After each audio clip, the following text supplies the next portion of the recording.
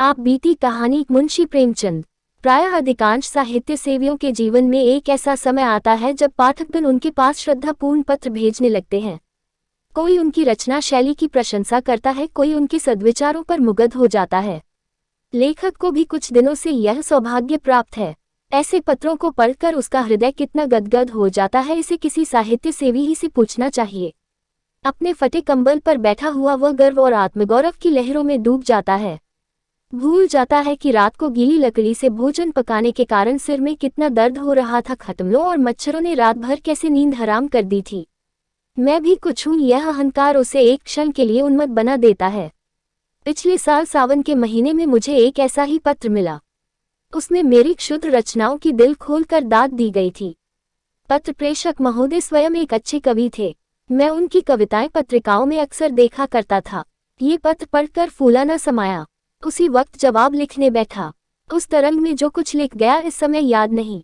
इतना जरूर याद है कि पत्र आदि से अंत तक प्रेम के उद्गारों से भरा हुआ था। मैंने कभी कविता नहीं की और न कोई गद्य काव्य ही लिखा, पर भाषा को जितना संवार सकता था उतना संवारा। यहाँ तक कि जब पत्र समाप्त करके दोबारा पढ़ा तो कविता का आनंद आया। सारा पत्र भाव लालित्य से परिपूर्ण था। 5वें दिन कवि महोदय का दूसरा पत्र आ पहुंचा। वह पहले पत्र से भी कहीं अधिक मर्मस्पर्शी था। प्यारे भैया कहकर मुझे संबोधित किया गया था। मेरी रचनाओं की सूची और प्रकाशकों के नाम ठिकाने पूछे गए थे। अंत में ये शुभ समाचार है कि मेरी पत्नी जी को आपके ऊपर बड़ी श्रद्धा है। वह बड़े प्रेम से आपकी रचनाओं को पढ़ती हैं।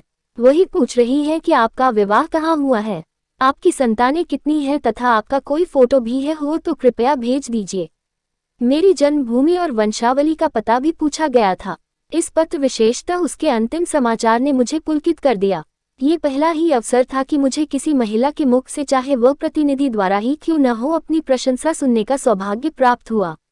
अक्रूर का नशा छा गया। धन्य है भगवान। अब रमणीया भी मेरे कृत्य की सराहना करने लगी। मैंने तुरंत उत्तर लिखा। जितने कर्णप्रिय शब्द मेरी स्मृति के कोश में थे सब खर्च कर दिए। मैत्री और बंधुत्व से सारा पत्र भरा हुआ था। अपनी वंशावली का वर्णन किया। कदाचित मेरे पूर्वजों का ऐसा कीर्तिगान किसी भाट ने भी न किया होगा। मेरे दादा एक जमींदार के कारिंदे थे। मैंने उन्हें एक बड़ी रियासत का मैनेजर बतलाया। अपने पिता को, जो एक दफ्तर में क्लर्क थे, उस दफ्तर का प्रधानाध्यक्ष बना दिया। और काश्तकारी को जमींदारी बना देना तो साधारण बात थी। अपनी रचनाओं की संख्या तो न बढ़ा सका, पर उनके महत्व, आदर और प्रचार का उल्लेख ऐसे शब्दों में किया जो नम्रता की ओट में अपने गर्व को छिपाते हैं। कौन नहीं जानता कि बहुधा तुच्छ का अर्थ उससे विपरीत होता है और दीन के माने कुछ और ही समझे जाते हैं। स्पष्ट से अपनी बड़ाई करना उच्छृंखलता है, मगर सांकेतिक शब्दों से आप इसी काम को बड़ी आसानी से पूरा कर सकते हैं। खैर, मेरा पत्र समाप्त हो गया और तत्क्षण लेटर बॉक्स के पेट में पहुंच गया। इसके बाद 2 सप्ताह तक कोई पत्र न आया। मैंने उस पत्र में अपनी गृहिणी की ओर से भी 2-4 समयोचित बातें लिख दी थीं। आशा थी घनिष्ठता और भी घनिष्ठ होगी। कहीं कविता में मेरी प्रशंसा हो जाए तो क्या पूछना, फिर तो साहित्य संसार में मैं ही नजर आऊं। इस चुप्पी से कुछ निराशा होने लगी, लेकिन इस डर से कि कहीं कवि जी मुझे मतलबी अथवा सेंटिमेंटल न समझ ले, कोई पत्र न लिख सका। आश्विन का महीना था और तीसरा पहर। रामलीला की धूम मची हुई थी। मैं अपने एक मित्र के घर चला गया था। ताश की बाजी हो रही थी। सहसा एक महाशय मेरा नाम पूछते हुए आए और मेरे पास की कुर्सी पर बैठ गए। मेरा उनसे कभी का परिचय न था। सोच रहा था ये कौन आदमी है और यहाँ कैसे आया यार। लोग उन महाशय की ओर देखकर आपस में इशारेबाजियां कर रहे थे। उनके आकार प्रकार में कुछ नवीनता अवश्य थी। श्यामवर्ण नाटा डील मुख पर चेचक के दाग, नंगा सिर, बाल संवारे हुए, सिर्फ सादी कमीज, गले में फूलों की एक माला, पैर में फुल बूट और हाथ में एक मोटी सी पुस्तक। मैंने विस्मित होकर नाम पूछा। उत्तर मिला, मुझे उमापति नारायण कहते हैं। मैं उठकर उनके गले से लिपट गया। ये वही कवि महोदय थे जिनके कई प्रेम पत्र मुझे मिल चुके थे। कुशल समाचार पूछा, पान इलायची से खातिर की। फिर पूछा, आपका आना कैसे हुआ। उन्होंने कहा, मकान पर चलिए तो सब वृतांत कहूंगा। मैं आपके घर गया था, वहां मालूम हुआ आप यहाँ हैं। पूछता हुआ चला आया। मैं उमापति जी के साथ घर चलने को उठ खड़ा हुआ। जब वह कमरे के बाहर निकल गए तो मेरे मित्र ने पूछा, ये कौन साहब हैं। मैं, मेरे एक नए दोस्त हैं। मित्र, जरा इनसे होशियार रहिएगा, मुझे तो उचक्के से मालूम होते हैं। मैं, आपका अनुमान गलत है। आप हमेशा आदमी को उसकी सजधज से परखा करते हैं। पर मनुष्य कपटों में नहीं हृदय में रहता है। मित्र, खैर ये रहस्य की बातें तो आप जाने, मैं आपको आगाह किए देता हूँ। मैंने इसका कुछ जवाब नहीं दिया।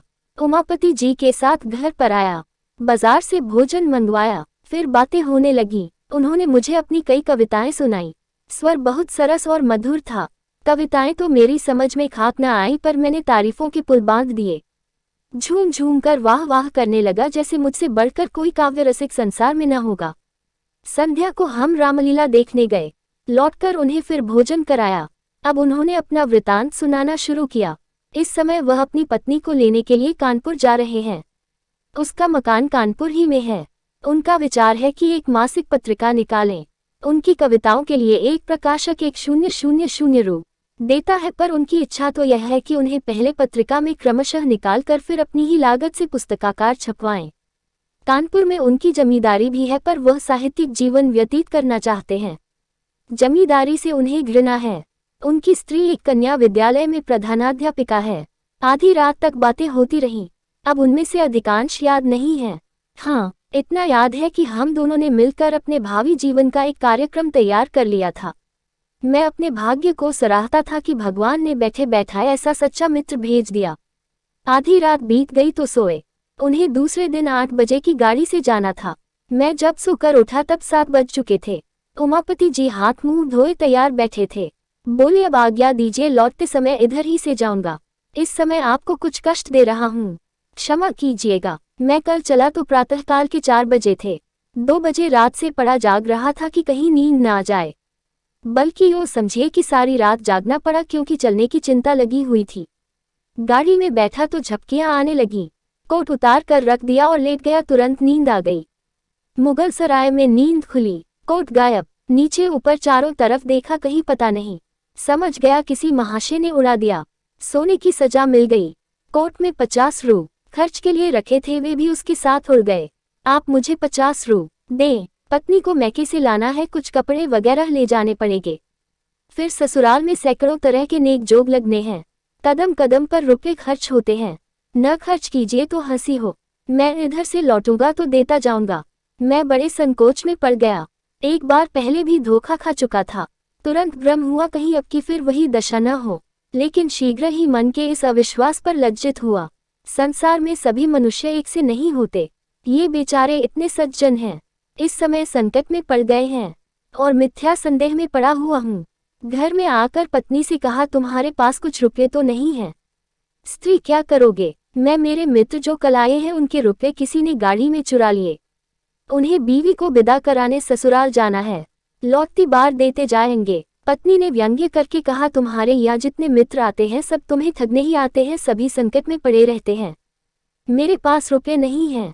मैंने खुशामद करते हुए कहा, लाओ दे दो, बेचारे तैयार खड़े हैं, गाड़ी छूट जाएगी। स्त्री, कह दो इस समय घर में रुपये नहीं हैं। मैं ये कह देना आसान नहीं है। इसका अर्थ तो यह है कि मैं दरिद्र ही नहीं मित्रहीन भी हूँ, नहीं तो क्या मेरे लिए 50 रु का इंतजाम न हो सकता? उमापति को कभी विश्वास न आएगा कि मेरे पास रुपये नहीं हैं। इससे तो कहीं अच्छा हो कि साफ साफ ये कह दिया जाए कि हमको आप पर भरोसा नहीं है, हम आपको रुपये नहीं दे सकते। कम से कम अपना पर्दा तो ढका रह जाएगा। श्रीमती ने झुंझला कर संदूक की कुंजी मेरे आगे फेंक दी और कहा, तुम्हें जितना बहस करना आता है उतना कहीं आदमियों को परखना आता तो अब तक आदमी हो गए होते। विस्मय अधिबोधक चिन्ह, ले जाओ दे दो, किसी तरह तुम्हारी मर्जात तो बनी रहे, लेकिन उधार समझ कर मत दो, ये समझ लो कि पानी में फेंके देते हैं। मुझे आम खाने से काम था, पेड़ गिनने से नहीं। चुपके से रुपये निकाले और लाकर उमापति को दे दिए। फिर लौटती बार आकर रुपये दे जाने का आश्वासन देकर वह चल दिए। 7वें दिन शाम को वह घर से लौट आए। उनकी पत्नी और पुत्री भी साथ थीं। मेरी पत्नी ने शक्कर और दही खिलाकर उनका स्वागत किया। मुंह दिखाई के 20 रु दिए। उनकी पुत्री को भी मिठाई खाने को 2 रु दिए। मैंने समझा था उमापति आते ही आते मेरे रुपये गिनने लगेंगे, लेकिन उन्होंने पहर रात गए तक रुपयों का नाम भी नहीं लिया। जब मैं घर में सोने गया तो बीवी से कहा, इन्होंने तो रुपये नहीं दिए जी। पत्नी ने व्यंग्य से हंसकर कहा, तो क्या सचमुच तुम्हें आशा थी कि वह आते ही आते तुम्हारे हाथ में रुपये रख देंगे? मैंने तो तुमसे पहले ही कह दिया था कि फिर पाने की आशा से रुपये मत दो, यही समझ लो कि किसी मित्र को सहायतार्थ दे दिए। लेकिन तुम भी विचित्र आदमी हो। मैं लज्जित और चुप हो रहा। उमापति जी 2 दिन रहे। मेरी पत्नी उनका यथोचित आदर सत्कार करती रही, लेकिन मुझे उतना संतोष न था। मैं समझता था इन्होंने मुझे धोखा दिया। तीसरे दिन प्रातःकाल वह चलने को तैयार हुए। मुझे अब भी आशा थी कि वह रुपये देकर जाएंगे, लेकिन जब उनकी नई राम कहानी सुनी तो सन्नाटे में आ गया। वह अपना बिस्तर बांधते हुए बोले, बड़ा ही खेद है कि मैं अब की बार आपके रुपये न दे सका। बात यह है कि मकान पर पिताजी से भेंट ही नहीं हुई। वह तहसील वसूल करने गांव चले गए थे और मुझे इतना अवकाश न था कि गांव तक जाता। रेल का रास्ता नहीं है, बैलगाड़ियों पर जाना पड़ता है। इसीलिए मैं एक दिन मकान पर रहकर ससुराल चला गया। वहां सब रुपये खर्च हो गए। विदाई के रुपये न मिल जाते तो यहाँ तक आना कठिन था। अब मेरे पास रेल का किराया तक नहीं है। आप मुझे 25 रू और दे दें, मैं वहां जाते ही भेज दूंगा। मेरे पास इक्के तक का किराया नहीं है। जी में तो आया कि टका सा जवाब दे दूं, पर इतनी अशिष्टता न हो सकी। फिर पत्नी के पास गया और रुपये मांगे। अब कि उन्होंने बिना कुछ कहे सुने रुपये निकाल कर मेरे हवाले कर दिए। मैंने उदासीन भाव से रुपये उमापति जी को दिए। जब उनकी पुत्री और अर्धांगिनी जीने से उतर गई तो उन्होंने बिस्तर उठाया और मुझे प्रणाम किया। मैंने बैठे बैठे सर हिलाकर जवाब दिया। उन्हें सड़क तक पहुंचाने भी न गया। एक सप्ताह के बाद उमापति जी ने लिखा, मैं कार्यवश बरार जा रहा हूँ, लौटकर रुपये भेजूंगा। 15 दिन के बाद एक पत्र लिखकर कुशल समाचार पूछे, कोई उत्तर न आया। 15 दिन के बाद फिर रुपयों का तकाजा किया, उसका भी कुछ जवाब न मिला। 1 महीने के बाद फिर तकाजा किया, उसका भी यही हाल। एक रजिस्ट्री पत्र भेजा, वो पहुंच गया, इसमें संदेह नहीं, लेकिन जवाब उसका भी न आया। समझ गया समझदार जोरू ने जो कुछ कहा था वह अक्षरशः सत्य था। निराश होकर चुप हो रहा। इन पत्रों की मैंने पत्नी से चर्चा भी नहीं की और न उसी ने कुछ इस बारे में पूछा। इस कपट व्यवहार का मुझ पर वही असर पड़ा जो साधारणतः स्वाभाविक रूप से पड़ना चाहिए। कोई ऊंची और पवित्र आत्मा इस छल पर भी अटल रह सकती थी। उसे यह समझकर संतोष हो सकता था कि मैंने अपने कर्तव्य को पूरा कर दिया। यदि ऋणी ने ऋण नहीं चुकाया तो मेरा क्या अपराध, पर मैं इतना उदार नहीं हूँ।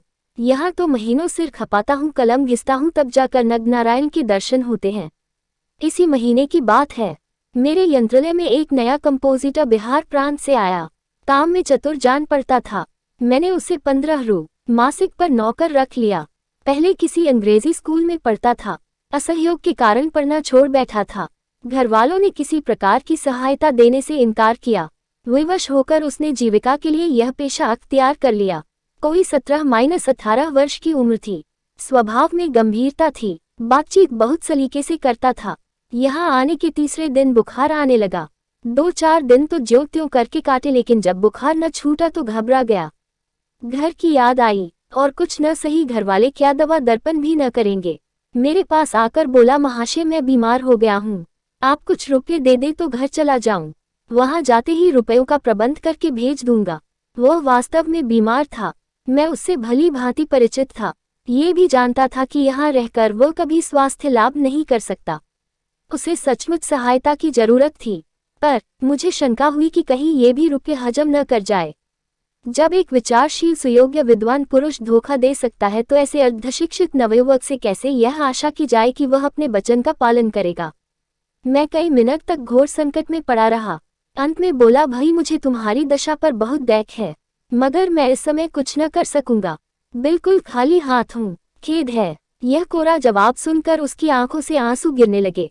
वह बोला, आप चाहे तो कुछ न कुछ प्रबंध अवश्य कर सकते हैं। मैं जाते ही आपके रुपये भेज दूंगा। मैंने दिल में कहा, यहाँ तुम्हारी नीयत साफ है, लेकिन घर पहुंचकर भी यही नीयत रहेगी, इसका क्या प्रमाण है? नीयत साफ रहने पर भी मेरे रुपये दे सकोगे या नहीं ये कौन जाने। कम से कम तुमसे वसूल करने का मेरे पास कोई साधन नहीं है। प्रकट में कहा, इसमें मुझे कोई संदेह नहीं है, लेकिन खेद है कि मेरे पास रुपये नहीं हैं। हाँ, तुम्हारी जितनी तनख्वाह निकलती हो वह ले सकते हो।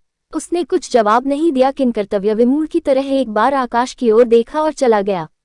मेरे हृदय में कठिन वेदना हुई, अपनी स्वार्थपरता पर ग्लानि हुई, पर अंत को मैंने जो निश्चय किया था उसी पर स्थिर रहा। इस विचार से मन को संतोष हो गया कि मैं ऐसा कहाँ का धनी हूँ जो यूं रुपये पानी में फेंकता फिरूं। ये है उस कपट का परिणाम जो मेरे कवि मित्र ने मेरे साथ किया। मालूम नहीं आगे चलकर इस निर्बलता का क्या कुफल निकलता, पर सौभाग्य से उसकी नौबत न आई। ईश्वर को मुझे इस अपयश से बचाना मंजूर था। जब वह आंखों में आंसू भरे मेरे पास से चला तो कार्यालय के एक क्लर्क पृथ्वीनाथ से उसकी भेंट हो गई। पंडित जी ने उससे हाल पूछा। पूरा वृतांत सुन लेने पर बिना किसी आगा पीछा के उन्होंने 15 रु निकाल कर उसे दे दिए। ये रुपये उन्हें कार्यालय के मुनीम से उधार लेने पड़े। मुझे ये हाल मालूम हुआ तो हृदय के ऊपर से एक बोझ सा उतर गया। अब वह बेचारा मजे से अपने घर पहुंच जाएगा, ये संतोष मुफ्ती में प्राप्त हो गया। कुछ अपनी नीचता पर लज्जा भी आई। मैं लंबे लंबे लेखों में दया, मनुष्यता और सद्व्यवहार का उपदेश किया करता था, पर अवसर पड़ने पर साफ जान बचाकर निकल गया। और यह बेचारा क्लर्क जो मेरे लेखों का भक्त था, इतना उदार और दयाशील निकला। गुरु गुड़ ही रहे, चेला शक्कर हो गए। खैर, उसमें भी एक व्यंग्यपूर्ण संतोष था कि मेरे उपदेशों का असर मुझ पर न हुआ, न सही दूसरों पर तो हुआ। चिराग के तले अंधेरा रहा तो क्या हुआ, उसका प्रकाश तो फैल रहा है। पर कहीं बेचारे को रुपये न मिले, और शायद ही मिले, इसकी बहुत कम आशा है, तो खूब छकेंगे। हजरत को आड़े हाथों लूंगा।